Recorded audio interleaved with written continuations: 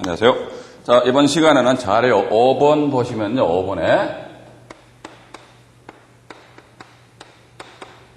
농작물 아니겠습니까? 벼나, 파나 이런 게 있죠. 그죠? 이런 농작물이 예를 들자면은, 이런 식의 지상에 이렇게 이제 농작물이 심어져 있습니다. 원래, 제가 지난 시간에 말씀드렸습니다만, 미등기 수목인데, 근데 타인이 어떤 근원 없이 지 마음대로 심었다면, 그건 뭐다, 이거. 그 사람 게 아니란 말이지. 그러면 예를 들어가지고, 농작물인데도, 봐가지고, 토지 소유자는 서울 사람이고, 저쪽 땅이 지방에 있다는 겁니다. 그러니까 그 동네에 있는 사람이 남의 땅인데, 토지 소유자 연락처도 모르고 해가지고 그냥 농작물 심어버렸어요. 농작물 심었는데, 이 땅에 저당권이 설정된 상태에서 저당권자가 어떻게 경매 신청해가지고, 예를 들어 이걸 누가 갑이라는 사람이 어떻게 낙찰을 받았다 치자 이거죠. 그럼 분명히 이 농작물을 심지한 사람은 토지 소유자와 어떤 토지 임대차 계약이라든 어떤 근원에 의해서 이 농작물을 식재한 것이 아니거든요. 근데 농작물은 뭐다 이게? 농작물은 토지의 부합물이 아니랍니다. 그러니까 근원이 있건 근원이 없건 뭐다 이게? 항상 농작물을 식재한 사람 것이 된다는 거. 예를 들어 여러분들이 지방에 논을 낙찰을 받았습니다. 논을 낙찰을 받았는데 한 6, 7월 달에 낙찰을 받았다면 그 논에 보면 벼가 이제 익어가고 있단 말이죠. 그는 벼가 익어가고 있다 하더라. 근데 저당권 실용은 내가 낙찰을 받았어. 그러니까 어떻게 이 농작물의 제3자가 소유자가 식재했든 누가 식재했든 어쨌든 식재한 사람 기속이 것이 되기 때문에 이 낙찰자 입장에서는 과연 이 사람한테 벼 익기도 전에 이거 없애라 라고 주장 못합니다. 그럼 어떡한다? 이게 최소한도 추수할 때까지는 조금 기다려야 된다 하더라.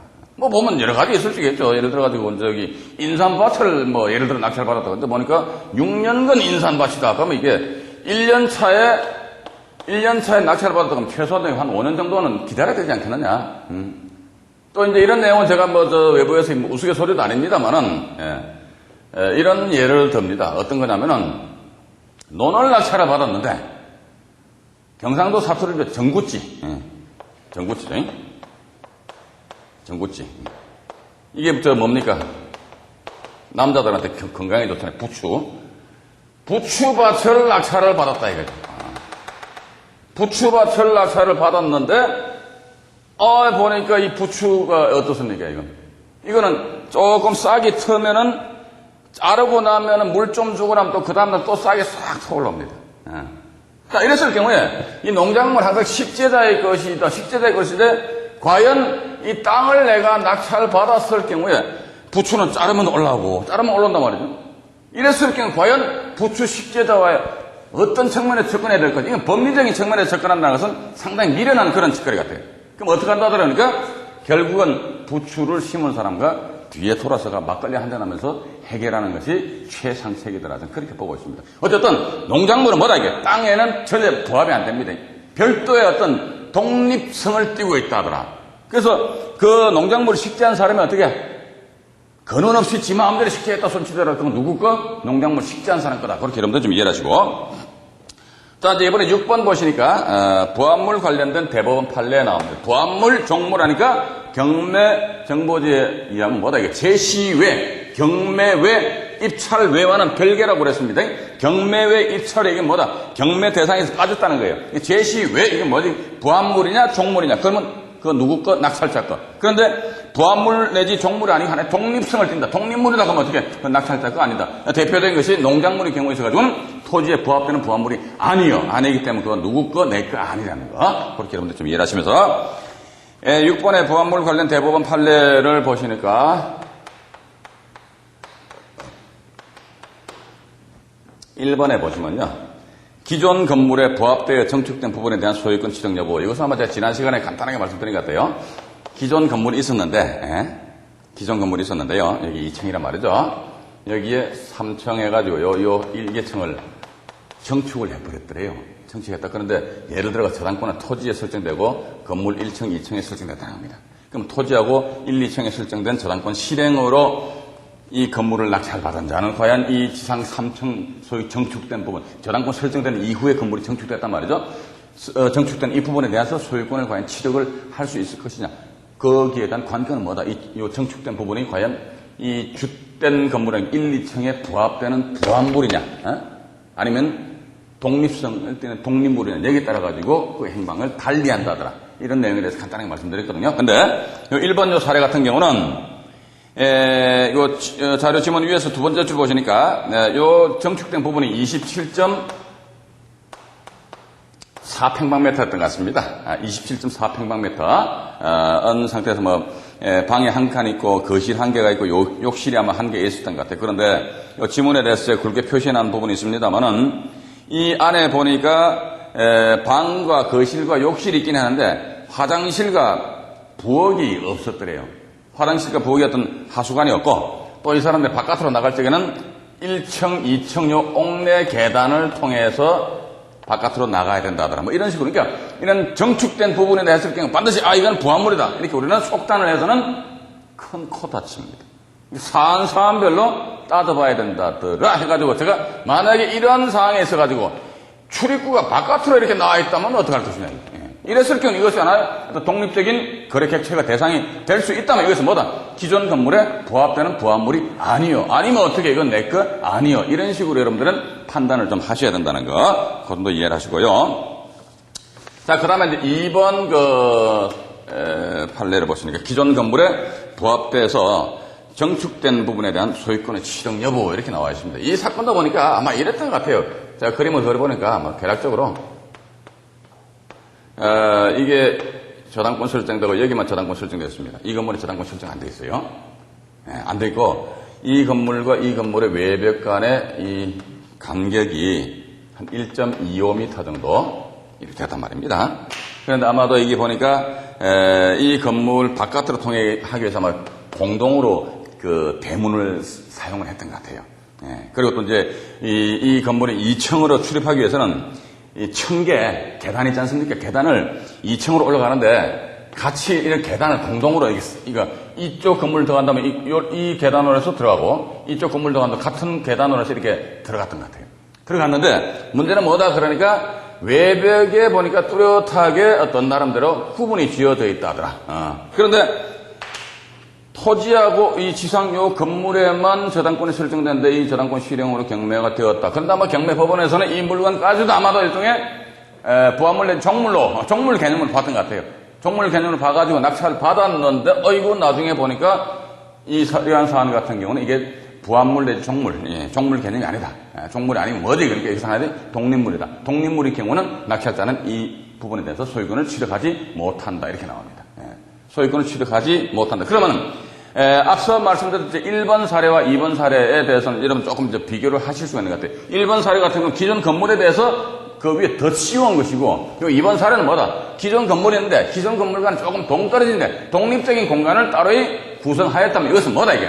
부합물 내지 종물은 아니다. 독립물이다. 독립물이면 이것은 낙찰자가 소유권을 취득하지 못한다. 이렇게 여러분들이 좀 이해를 하셔야 되실 것 같아요. 그리고 2번 그 지문 말이죠. 밑에서 2, 4, 5번째 줄 보시니까요. 이 사건 건물을 경매 신청된 기존 건물에 이 사건 건물이 기존 건물에 부합물이나 종물로 봐서 경매법원에서 경매를 진행해서 경락 허가를 하였다 할지라도, 그러니까 경매법원에서는 자기네들이 말이지 시금방기게 이건 뭐지? 이건 저 부합물의 종물이요. 뭐에? 이 건물의 종물이다 이거지. 종물을 봐가지고 이 건물까지도 같이 포함해서 경매 목록에 경매 대상에 포함시켰다 할지라도 이렇게 나옵니다. 이 사건 건물에 대한 경락은 당연 무효다. 왜? 독립물이라면 당연 무효라는 거죠. 독립물이다 그러면 그때는 저당권 효력은 여기 안 미쳐버린다는 거예요. 독립물이다 하면 저당권 효력이 여기 미치지 않기 때문에 당연 무효이고, 따라서 그 경락인인 원고는 이 사건 건물에 대한 소유권을 취득할 수 없다. 경락이, 그러니까 요 토지와 건물 저당권 실행으로 토지를 낙찰받은 사람은 갑이라는 사람이다. 그죠? 이 사람은 이 건물에 대한 소유권을 취득할 수 없다고 판단하는 것은 정당하다고 할 것이고, 이렇게 나와 있습니다. 이 부분에 대해서도 제가 강의 전반부에도 말씀드렸습니다만은 경매 목적물 외에 보니까 등기가 안 된 제시외 건물이 있다. 제시외 건물이 있다 하니까 이 제시외 건물에 대해서 법원에서 경매법원에서 요건 뭐야? 이게 부합물이요, 아니면 종물이요, 이렇게 판단해서 설사 경매를 진행시켰다 손치더라도 이 건물 자체가 부합물 내지 종물이 아닌 뭐 하나의 독립성을 띠는 독립물이다 하게 되면 그때 낙찰자는 이 물건에 대한 소유권을 지켜가지 못하고, 나아가서 감정평가사조차도 독립물임에도 불구하고 이것을 부합물 내지 종물로 봐가지고, 자, 우리가 부합물이다 하니까 우리 제시외해서 평가된 사례를 우리가 봤지 않습니까? 감정사가 이 제시외 건물에 대해서 평가를 하였음에도 불구하고 그 물건 자체가 독립성을 띠는 독립물이다 이렇게 하게 되면 것은 낙찰자는 취득하지 못한다. 그럼 누구한테 가서 하소연을 해야 되느냐? 그러니까 결국은 경매 투자자 본인이 현장을 직접 눈으로 목격을 하는 수밖에 달리 방법이 없습니다. 이런 식으로 해서 나중에 분쟁이 발생되었다 했을 경우에 과연 낙찰자는 어떻게 하소연하냐? 야, 경매본 너네들이 잘못했잖아. 그건 아마도 허공에다가 그냥 막 과음 지르는 것밖에 안 된다. 저는 그렇게 보고 있습니다. 일단 그렇게 여러분 보시면서, 자, 이제 3번 사례를 보시니까 3번 같은 경우는 이제 농작물 같은 경우는 토지에 부합이 안 된다 이런 말씀 드렸거든요.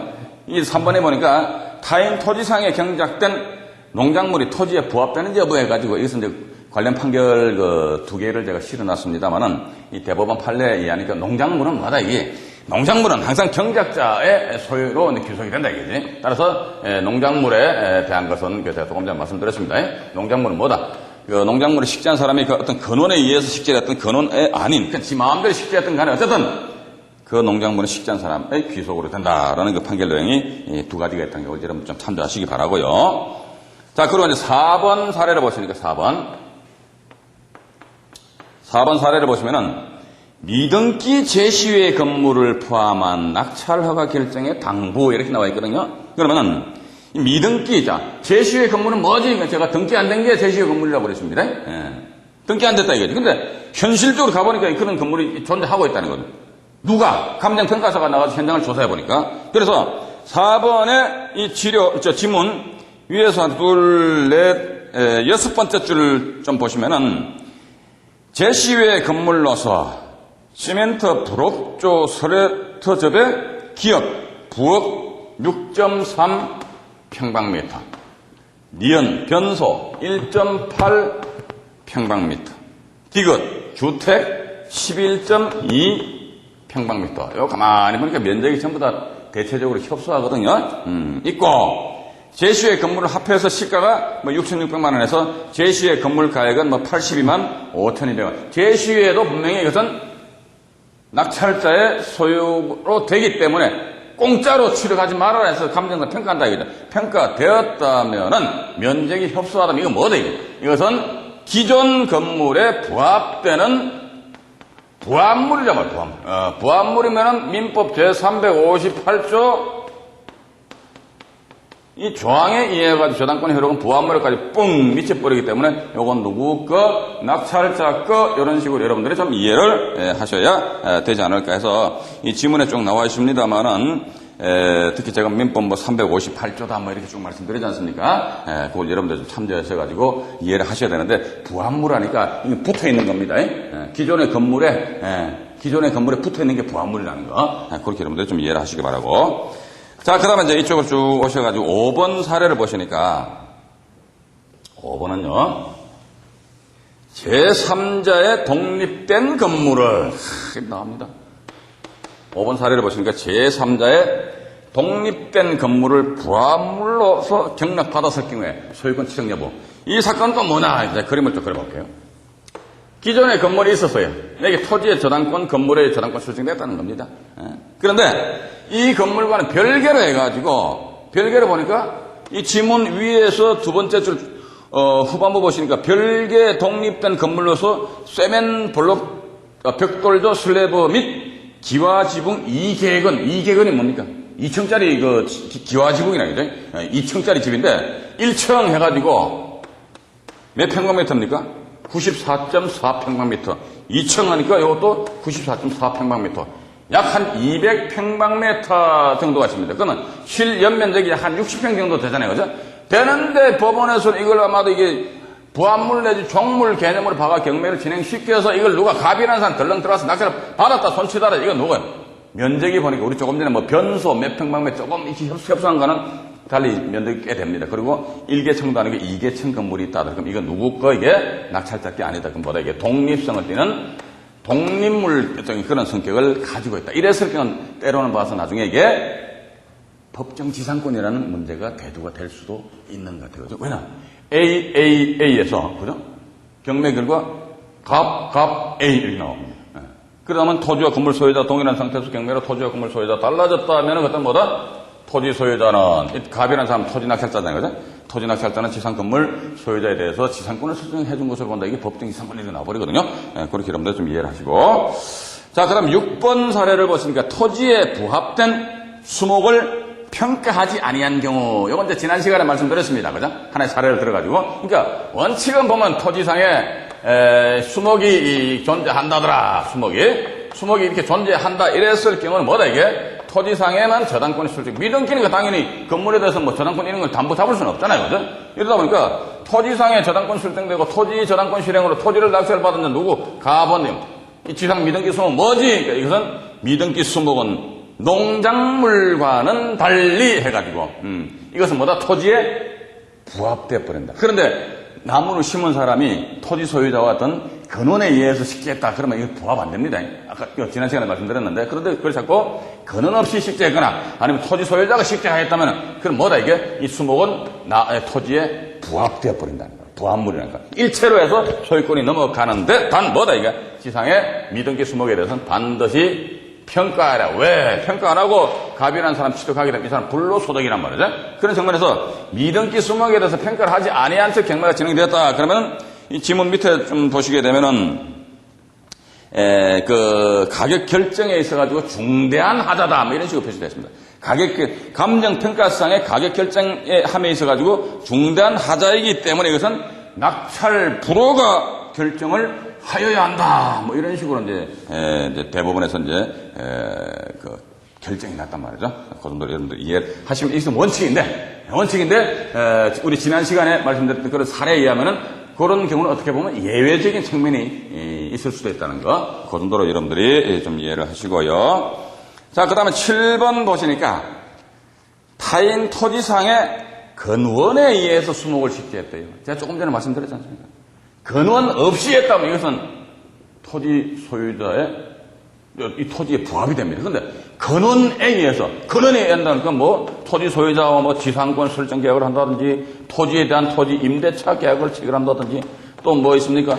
내 공짜로 사용한다니까 사용대차 계약을 체결한다든지 어쨌든 나무를 심은 사람이 미등기 수목을 식재한 사람이 토지 소유자와 어떤 그 근원에 의하였다면은 그것은 누구 거 나무 심은 사람 거더라. 따라서 이것은 이 근원에 의해서 미등기 수목을 식재했다면 이 수목은 토지에 부합되지 않는다. 이런 식으로 여러분들이 좀 이해를 하시면서 여기에 대한 판결 내용은 제가요 다 못 읽어드립니다. 그러니까 여러분들은 제 설명에 터잡아가지고 쭉 한 번씩 그 판결 내용도 한번 읽어보십시오. 근데 여기 보시니까 이 7번 판결 같은 경우는 위에서 세 번째 줄 후반부 보시니까 약 3,190평을 계약일로부터 10년 동안 무상으로 사용 수익하는 내용의 사용대차 계약을 체결한 후 이렇게 나와 있습니다. 그럼 이게 이제 이것은 어디까지나 법리적인 측면이고 우리 사실적인 관계에 있어 가지고 예를 들어 가지고 어떤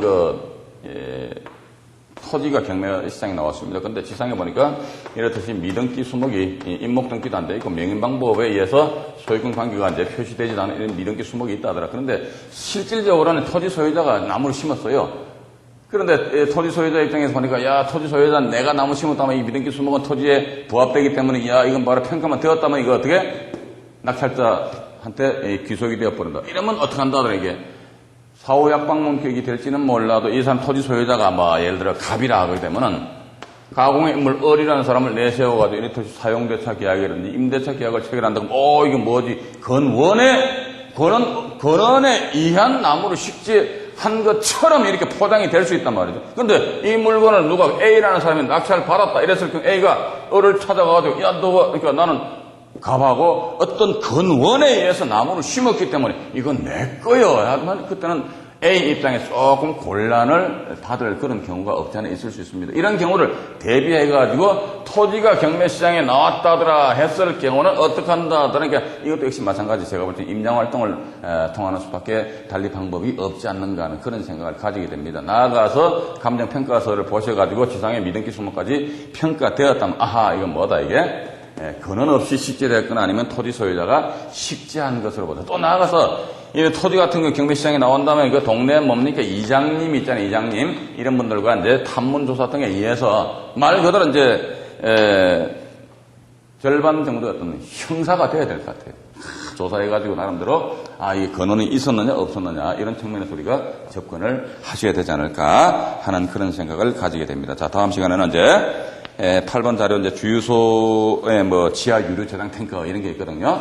그 이하를 제가 말씀드리도록 하겠습니다. 감사합니다.